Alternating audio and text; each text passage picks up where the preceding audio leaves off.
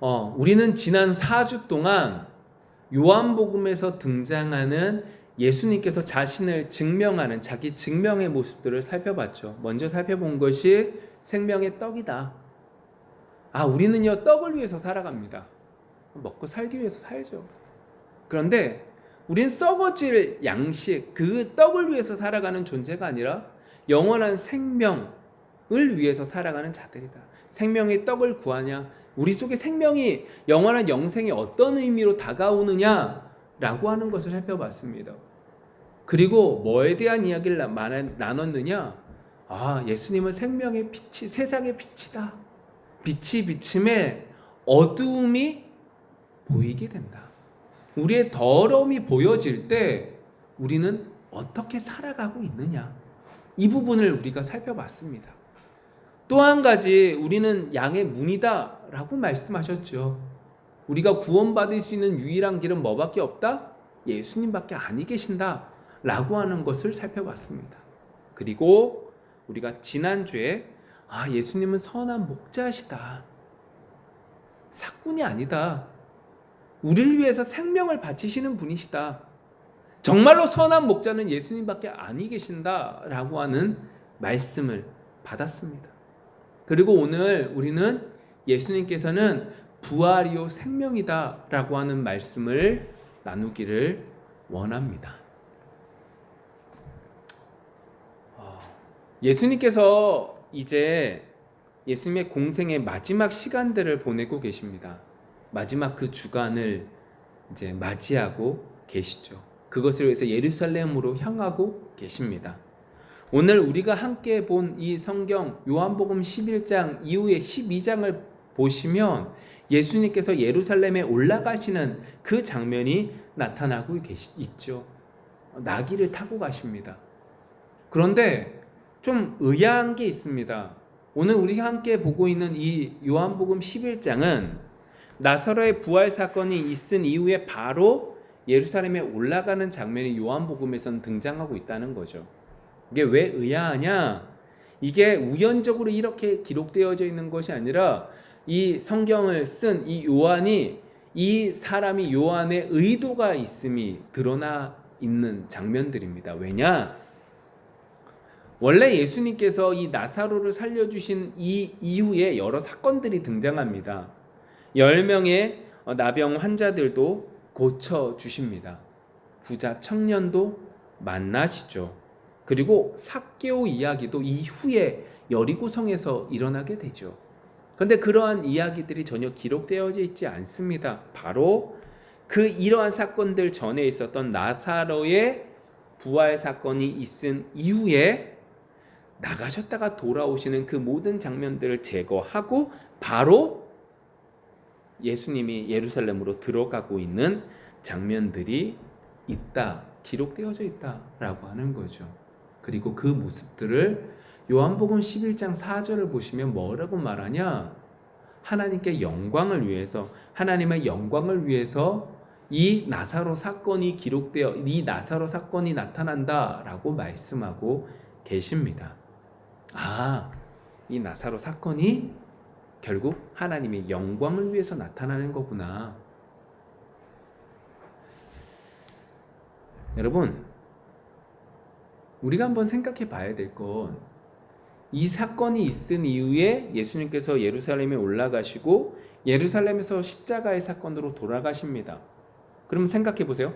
돌아가신 다음에 예수님이 살아나시기 위해, 부활하시기 위해서 3일이라는 시간이 흐르죠. 그 시간 안에 이 나사로의 이 죽음의 사건은 그나마 조금이나마 이 제자들의 마음 한 기퉁이에 버틸 수 있는 힘이 되었다라고 하는 것은 분명한 사실이라는 거죠. 여러분 생각해 보세요. 만일 이런 나사로의 사건도 없었다면, 예수님이 아무리 말씀하셨다 할지라도 어떻게 해요? 이 제자들은 아마도 가룟 유다처럼 뭐 할까요? 죽지는 않더라도 정말로 두려움 속에서 미쳐버렸을 겁니다. 그런데 이 나사로의 사건은 이 제자들에게 있어서 예수님이 부활하실 거다라고 하는 하나의 기퉁의 힘이 되기도 되었고요. 또 한 가지 속에서 그러한 면에서 이 요한복음의 저자 요한은 이 십자가의 사건, 부활의 사건을 기록하기 전에 이 말씀을 기록하고 있음을 우리는 볼 수 있게 되죠. 그런 면에서 우리가 좀 기억하실 게 있습니다. 그게 뭐냐? 예수님의 이 부활의, 이 나사로의 이 살아남의, 이 부활의 사건에 단순하게 한 명의 사람이 죽었다가 살아났구나 라고 하는 것에 초점을 맞추시면 안 됩니다. 이게 약하다는 게 아닙니다. 이게 부질없다는 게 아닙니다. 예수님의 이것을 위해서 그냥 이거는 나타내는 거구나 라고 말씀하시면 안 됩니다. 분명히 엄청난 은혜입니다. 그런데 이 나사로의 부활은 다만 한 명의 사람이 살아났다라고 하는 것이 아니라 예수님이 누구신지를 드러내기 위한 표적이다라고 하는 인식을 해야 된다는 거죠. 이게 무슨 말이냐 이 얘기예요. 여러분, 우리가 말씀을 읽다 보면 오해하고 있는 게 뭐냐면 예수님의 말씀은, 하나님의 말씀은 우리를 설득하기 위한 말씀이 아니라는 거죠. 하나님이 우리를 설득하기 위해서 이 말씀을 주셨다라고 생각하면 안 된다는 겁니다. 이 말씀들은 하나님께서 우리에게 선포하신 말씀입니다. 특별히 예수님께서 우리에게 계속해서 자기 증명을 하시잖아요. 요한복음 말씀을 통해서. 근데 이 요한복음 말씀을 통해서 이 말씀을 선포하시는 이 말씀들은 단순하게 우리를 설득하기 위해서 말씀하신 것이 아니라 우리에게 이런 분이야 라고 하는 것을 선포하고 계시다는 거죠. 그러한 면에서 오늘 이 말씀을 받으시기를 원합니다. 예수님은 부활이고 생명이십니다. 예수님은 부활이고 생명이십니다. 내가 믿어지지 않네, 내가 설득되어지지 않네, 내가 이해할 수 없네. 아니요, 그것이 중요한 것이 아닙니다. 예수님은 우리에게 뭐라고 말씀하시냐? 우리에게 어떻게 해요? 이 말씀을 선포하시고 이 말씀을 믿기를 원하고 계시죠. 성령의 은혜 가운데 이 말씀이 믿어지는 귀한 시간이 되어지기를 원합니다. 이렇게 말하면 그러면 말씀 들을 필요가 없네요? 이미 말씀 다 했네요? 아니요. 그럼에도 불구하고 우리는 말씀을 가지고 말씀을 해석하며 그 말씀 속에 하나님의 은혜를 구해야 되는 것이고, 그 구하는 것 가운데, 말씀을 듣는 것 가운데, 구하는 것 가운데 어떻게 해요? 믿어지게 되죠. 선포된 말씀이 믿어질 수 있는 귀한 시간이 되어지기를 원합니다. 오늘 말씀은 이렇게 되어져요. 예수님께서 나사로가 병들었다라고 하는 얘기를 듣습니다. 그리고 어떻게 하시죠? 이틀을 더 유하십니다. 그리고 베다니, 이 나사로, 이 남매가 살았던 이 곳으로 가십니다. 근데 가셨을 때 이미 모든 일들은 마무리가 되어지죠. 이미 나사로는 죽었습니다. 17절과 19절의 말씀 한번 읽어볼까요? 시작. 예수께서 와서 보시니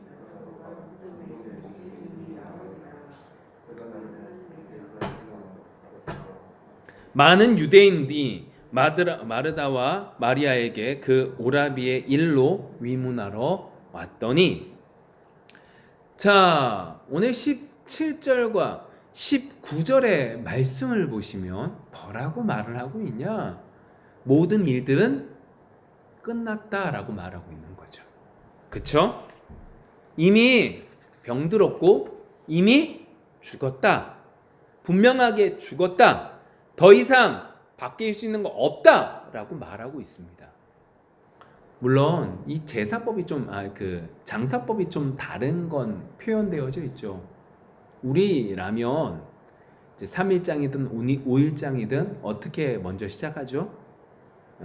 시신이 있으면, 사람이 죽으면 이 장사를 지낼 그 3일이나 5일 시간 동안 요즘 같은 경우에는 병원 같은 데에 안치해 놓다가 이제 3일과 5일이 지난 이후에 어떻게 되는 거죠?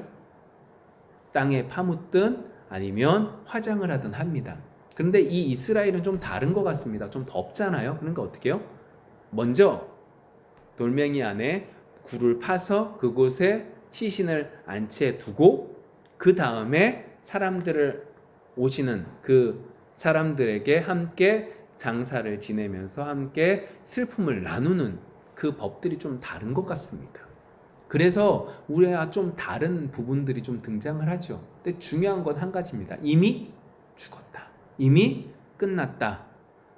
이미 죽어서 인간의 한계성, 인간이 우리가 생각할 수 있는 한계성 끝에 이미 다다랐다 라고 하는 것을 분명히 나타내 보이고 있죠.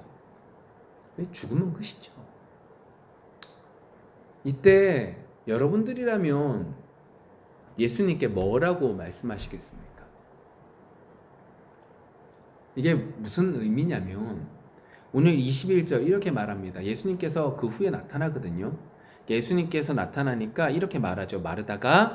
마르다가 예수께 여짜오되 주께서 여기 계셨더라면 내 오라비가 죽지 아니하였겠나이다. 당연한 말이죠. 당연히 예수님께서 옆에 계셨으면 나사로는 죽지 않았을 겁니다 라고 하는 이 고백을 하는 게 어떤 면에서 당연하죠. 왜요? 죽으면 끝이니까요. 우리의 머릿속에서는요 죽으면 끝나는 거예요. 당연한 얘기예요. 마르다뿐만 아니라 우리가 생각할 수 있는 끝이에요. 더 이상은 없어요. 죽으면 끝이지 뭐 더 이상 뭐가 있겠어요. 이제 더 이상 할 수 있는 게 없어요.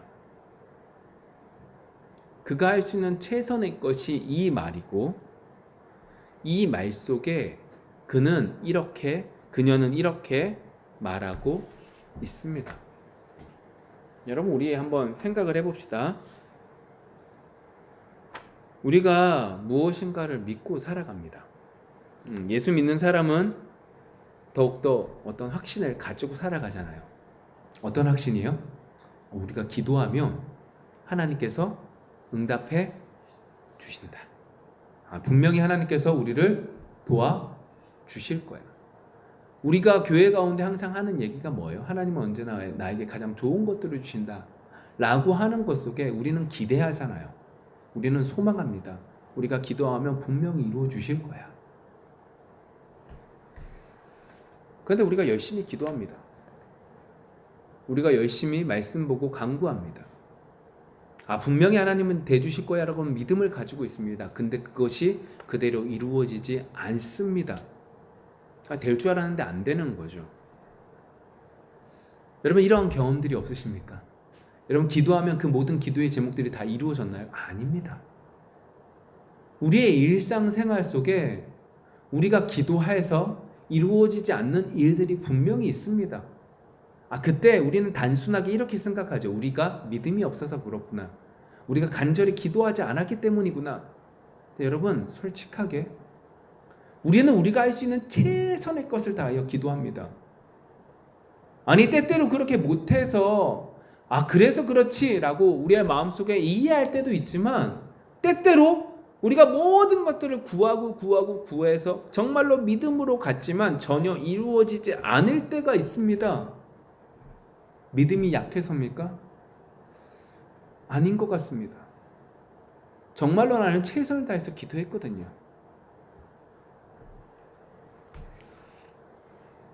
그때 우리는 혼란스럽습니다. 그때 우리는 너무나 괴롭죠. 그런 적 없어요? 분명히 있습니다. 그래서 마르다처럼 이렇게 말하는 겁니다. 21절과 22절 제가 다시 한 번 더 읽어볼게요. 마르다가 예수께 여짜오되 주께서 여기 계셨더라면 내 오라브가 죽지 아니하였겠나이다. 그러나 나는 이제라도 주께서 무엇이든지 하나님께 구하는 것을 하나님이 주실 줄을 아나이다. 여러분 이 말들이 되게 어폐가 있어요. 지금 마르다가 얘기하고 있는데 이 말들 속에 되게 이제 어폐가 있어요. 앞과 뒤가 달라요. 왜 다르냐? 처음에 뭐라고 그래요? 예수님께서 우리와 함께 계셨으면 어떻게 해요? 살아났을 거래요. 근데 그 다음에 뭐라고 그래요? 그러나 나는 이제라도 주께서 무엇이든지 하나님께 구하시는 것을 하나님이 주실 줄 아나이다. 무슨 말이에요? 하나님께서, 예수님께서 기도하며 예수님께서 원하시면 살아날 줄 믿는데요. 살아났을 거, 죽지 않았을 거예요. 근데 구하면 이루어질 줄 믿어요. 왜 그런 거죠? 혼란스러운 거예요. 자신이 가지고 있는 지금까지의 신앙과 부딪히는 거죠. 부딪히니까 혼란스러운 거예요. 내 머리에 한계가 분명히 있는 거예요. 내 신앙의 한계가 분명히 있는 거예요. 이거 모든 사람 다 겪습니다. 믿음 좋다고 말하는 사람 분명히 겪습니다. 모든 사람들은 다 겪습니다. 이때를 겪어야만 우리가 참 신앙으로 나아갈 수 있게 하나님은 분명히 이 걸음들을 걷게 하시죠. 이게 무슨 말이냐?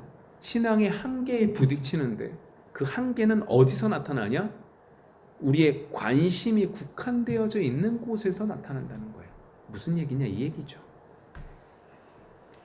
지금 이 마르다가 하는 얘기는 이 얘기거든요. 예수님께서 우리와 함께 계셨으면 우리 오빠는 죽지 않았을 겁니다. 그런데 예수님께서 말씀하시면 무엇이든지 하나님께서 구하시는 것을 하나님께서 주실 줄 믿습니다. 예수님께서 구하는 그 모든 것들을 하나님께서 주실 줄 믿습니다. 이 얘기는 부활할 거라는 믿음이거든요. 여러분, 이 이야기가 왜 이 이야기가 나오냐? 이렇게 보시면 됩니다. 여러분, 이 얘기 믿지 않습니까? 여러분들이 왜 예수 믿죠? 이 땅의 것이 끝이 아니라는 걸 믿기 때문에 여러분 믿습니다. 여러분, 천국을 간다는 믿음이 있기 때문에 여러분들은 믿습니다. 구원받는다라고 하는 믿음이 있기 때문에 믿지요. 그러한 믿음으로 받는다는 겁니다. 지금 마르다가 하는 얘기는 이 얘기예요. 자신이 뭘 하는지 혼란스러워요. 근데 마음을 다잡으면서 이 얘기하는 거죠. 맞습니다. 지금 내 오빠는 죽었지만 하나님께서, 주님께서 원하시면 마지막 때에 어떻게 해요? 부활은 할 줄은 믿는다는 거죠. 왜요? 배워왔으니까요. 이 시대 사람들의 마음속에 에스겔 말씀을 통하여 그 시대의 여러 가지들을 통하여 믿음이 있었거든요. 부활한다는 믿음이 있었거든요. 물론 사두개인들은 없었지만 그래도 대중들은 알고 있었어요. 지식들이 있었거든요. 그래서 지금 오늘 마르다는 그 배움 속에서 이 말을 하고 있는 거죠. 근데 여러분, 오늘 요한복음에서 하고 있는 얘기는 이 이야기가 아닙니다. 그럼에도 불구하고 마르다는 이 생각 속에 사로잡혔죠. 왜요? 마르다의 관심은 어디에만 국한되어져 있어요? 죽은 자기 오빠요. 자신의 생각 속은 이미 죽었거든요. 이미 죽었다고요. 내 부모가, 이 가정이 이 남매에게 있어서 부모님이 먼저 좀 일찍 돌아가셨다라고 생각을 하거든요. 유일하게 자기의 부모와도 같았던 자기의 오빠가 죽었어요.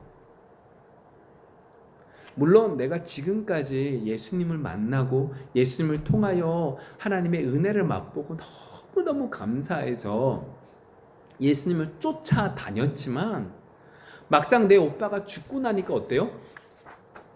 이 죽은 내 오빠만 보여요. 막상 내 가정에게 딱 여러 일들이 딱 맞부딪히니까요,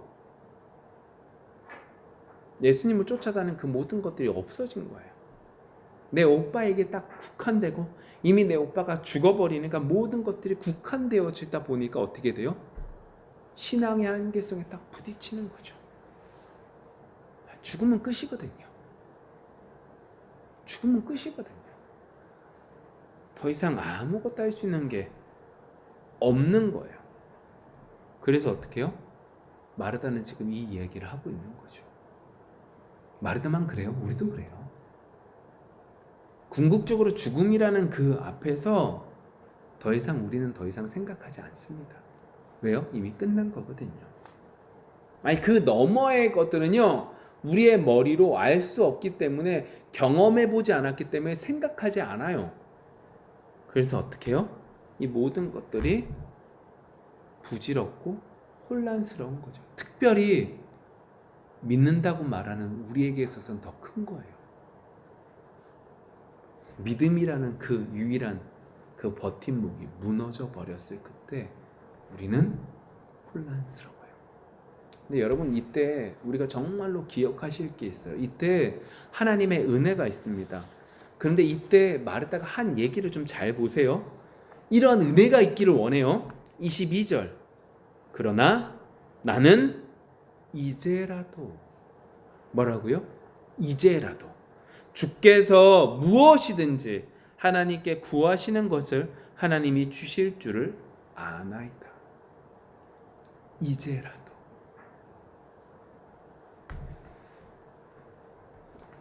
여러분 이러한 은혜가 우리에게 있기를 원합니다. 왜 이게 은혜인지 아세요? 이미 마르다의 생각 속에는요 내 오빠의 죽었다라고 하는 것에 사로잡히니까 거기에 관심이 딱 사로잡히니까 안 그래도 죽음이라는 그 한계를 넘어가지 못하는데 거기에 딱 사로잡히니까 완전히 거기에 매몰당하여 모든 것들이 무너진 거예요. 내가 가지고 있었던 그 신앙, 믿음이라는 것이 완전히 무너진 거죠. 여러분 믿음이라는 게 참 부질없습니다. 여러분 우리가 믿고 있다? 내가 이걸 정말로 믿습니다. 나는 내가 지금까지 많은 고난을 당하면서 이 모든 것들을 하나님이 주시는 믿음이 더욱더 굳건해졌다? 아니요. 우리의 믿음이라는 것이 얼마나 부질없음을 우리는 너무나 많이 겪습니다. 믿음 있으면 왜 혼란스러워요? 여러분 우리는 하루에도 12번씩 혼란스럽거든요. 신앙생활 10년 하든 20년 하든 30년 하든 혼란스러워요. 그걸 숨기고 살아가는 거죠. 마르다처럼. 주님은 분명히 알고 계십니다. 우리는 분명히 주님 앞에 내놓을 수 있는 믿음이 있어야 돼요. 이거 내놓으면 우리의 모든 것들이 무너질 것 같아서 못 내놓거든요. 근데 오늘 마르다는요 은혜를 받았어요. 하나님의 성령의 역사하심이 있어요. 그게 뭐예요? 이제라도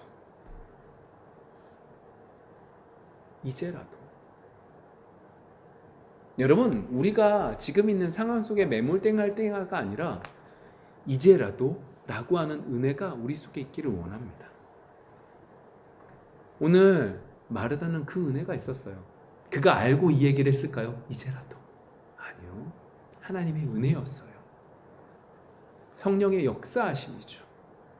우리에게 정말 필요한 게 이제라도 라고 하는 그 은혜가 오늘 우리에게 있기를 원해요. 이게 왜 이제라도라는 말이 나올 수 있는지 아세요? 여러분 우리는 죄인이기 때문에 우리가 모르는 사이에 우리가 전부 모든 것들을 다 우리가 할 수 있다고 생각해요. 그리고 우리가 해요. 그 가운데 한 가지가 뭐예요? 우리는 계획하거든요. 이렇게 하면 될 거야.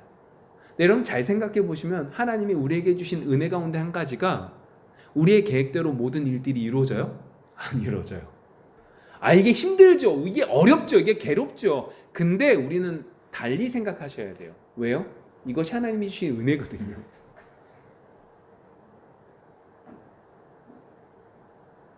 내가 월급을 이만큼 받으면 이걸 가지고 이렇게 계획해야지? 안 돼요. 그쵸? 저도 그래요. 사례비 받고 이걸 이렇게 해야지? 안 돼요. 꼭 무슨 일이 생겨요. 어딜 가면 요번에는 이걸 가지고 이렇게 하면 되겠다. 아니요. 뭔가 툭 튀어나와요. 계획대로 안 돼요. 근데 여러분 기억하세요. 그때 우리가 할 수 있는 게 뭐예요? 이제라도예요. 그것이 기억날 수 있는 여러분들이 되어지기를 원합니다. 여러분 이게 다른 말로 말할까요? 이게 몸부림이에요. 내가 이제 할 수 있는 게 없으니까요. 몸부림 치는 거예요. 근데 이 몸부림이 뭐가 되는 거예요? 하나님의 은혜인 걸 우리가 아는 거죠. 은혜인 걸 알면 이제라도 라고 말하는 것이 뭐가 되는 거예요? 감사가 되는 거죠. 이런 몸부림, 이런 내가 알지 못하는 하나님의 은혜가 딱 임해 이제라도 라고 말하는 사람에게 하나님께서는, 예수 그리스도께서는 너무나 귀한 것을 선포해 주십니다. 올해 하나님께서 우리에게 여호와를 힘써 알자라고 말하는 걸 배우고 있잖아요. 하나님의 이름을 드러내 주셨을 때 이스라엘 백성은 너무나 큰 은혜를 맛봤는데, 그러한 은혜를 이제라도 라고 하는 어쩔 수 없는 하나님의 은혜 가운데 몸부림이 딱 등장할 때에 예수님께서 우리에게 선포해 주시죠. 그게 뭐예요? 오늘 25절과 26절의 말씀이에요. 예수께서 이르시되 나는 부활이요 생명이니 나를 믿는 자는 죽어도 살겠고 무릇 살아서 나를 믿는 자는 영원히 죽지 아니하리니 이것을 내가 믿느냐. 여러분, 이게 제가 서두에 말씀드렸잖아요. 선포라고요. 우리를 설득하고 있는 말이 아니에요. 뭐라고 그래요? 부활이요 생명이다. 이거 엄청난 선포거든요. 여러분, 이야기상으로 쭉 이어지면 이 얘기가 누구에게 하는 얘기예요? 지금 죽어 있잖아요. 나사로가 죽었잖아요. 아, 이거 죽은 자를 위해서 지금 마르다가 정신없어서 자신이 이것이 하나님의 은혜인지도 알지 못하는 그 몸부림 속에 드러나는 이제라도 라고 하는 얘기를 통해서 받은 거구나. 아, 죽은 나사로를 살리기 위해서 이 말씀을 하신 거구나 라고 생각이 되어지지만, 그러한 이야기들로 유추되어지는 것 같지만 그런 의미가 아니에요.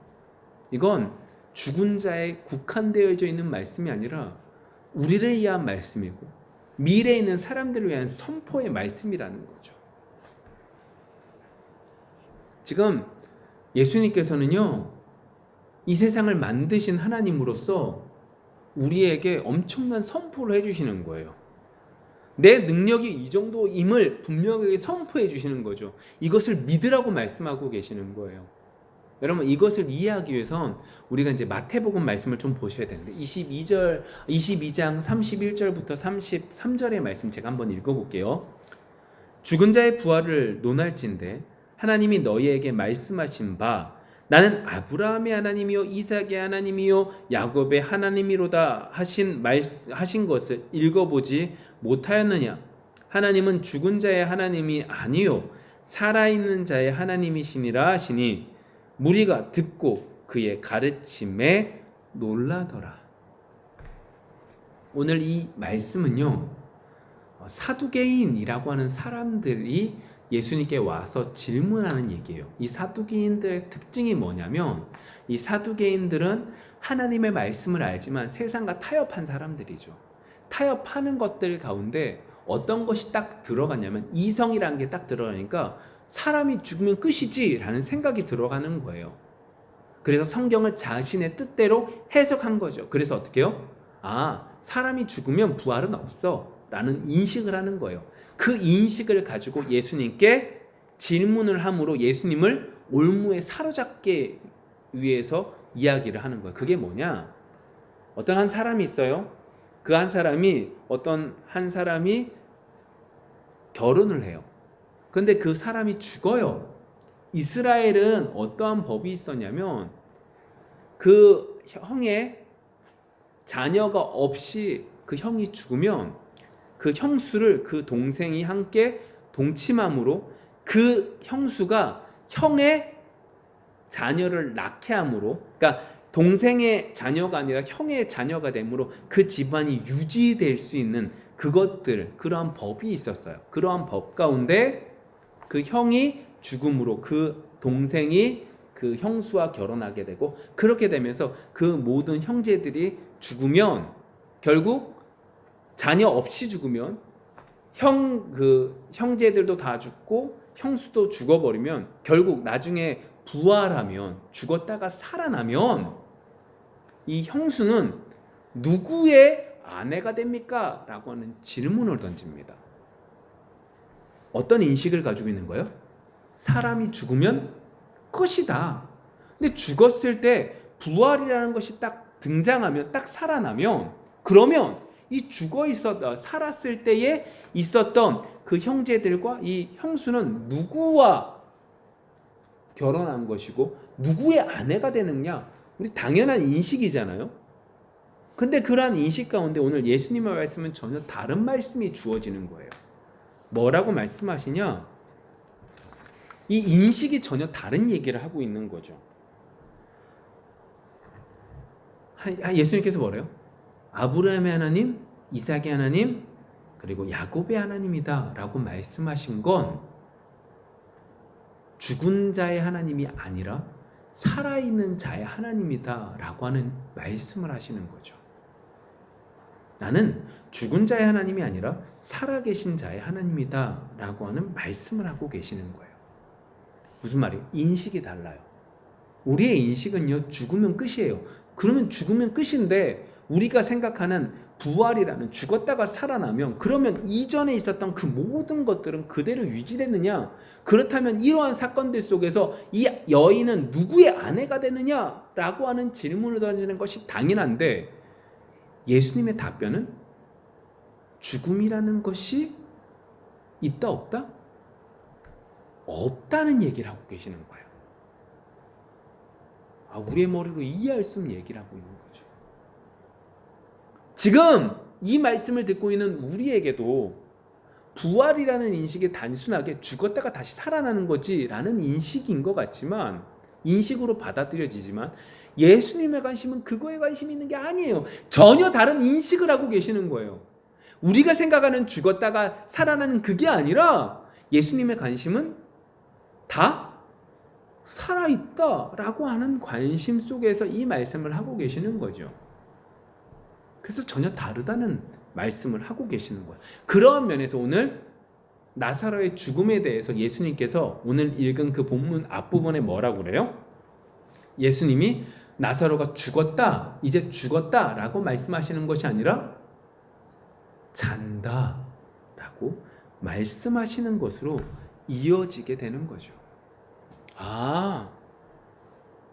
우리가 인식하는 예수님은 부활이요 생명이다 라고 하는 말씀은 단순하게 우리가 죽지 않는다의 의미가 아니라 뭐예요? 우리는 이미 죽지 않았다의 의미 속에서 죽었다가 다시 살아난다는 의미는 새로운 옷을 입는다는 의미구나. 새로운 육신을, 새로운 새 몸을 입는다는 의미구나 라고 하는 것으로 받을 수 있게 되는 거죠. 여러분 보세요. 고린도 전서 15장 20절, 50절에서 58절의 말씀들이 이 말씀을 이제 정리하고 있는데 이렇게 되어져 있어요. 형제들아, 내가 이것을 말하노니 혈과 육은 하나님의 나라를 이어받을 수 없고 또한 썩는 것은 썩지 아니하는 것을 유업으로 받을 수 없느니라. 보라, 내가 너희에게 비밀을 말하노니 우리가 다 잠잘 것이 아니요 마지막 나팔의 순식간에 호련히 다 변화되리니 나팔 소리가 나매 죽은 자들이 썩지 아니할 것으로 다시 살아나고 우리도 변화되리라. 이 썩을 것이 반드시 썩지 아니할 것을 입겠고 이 죽을 것이 죽지 아니함을 입으리로다. 이 썩을 것이 썩지 아니함을 입고 이 죽을 것이 죽지 아니함을 입을 때에는 사망을 삼키고 이기리라고 기록된 말씀이 이루어지리라. 사망아, 너의 승리가 어디 있느냐? 사망아, 내가 쏘는 것이 어디 있느냐? 사망이 쏘는 것은 죄요, 죄의 권능은 율법이라. 우리 주 예수 그리스도로 말미암아 우리에게 승리를 주시는 하나님께 감사하노니 그러므로 내 사랑하는 형제들아, 견실하며 흔들리지 말고 항상 주의 일에 더욱 힘쓰는 자들이 되라. 이는 너희 수고가 주 안에서 헛되지 아니하는 줄 알미라. 무슨 얘기예요? 예수님께서 부활이요 생명이다 라고 말씀하신 것은 우리가 인식하는 죽었다가 다시 살아난다의 인식이 아니라 예수님은 이것이 어떻게 해요?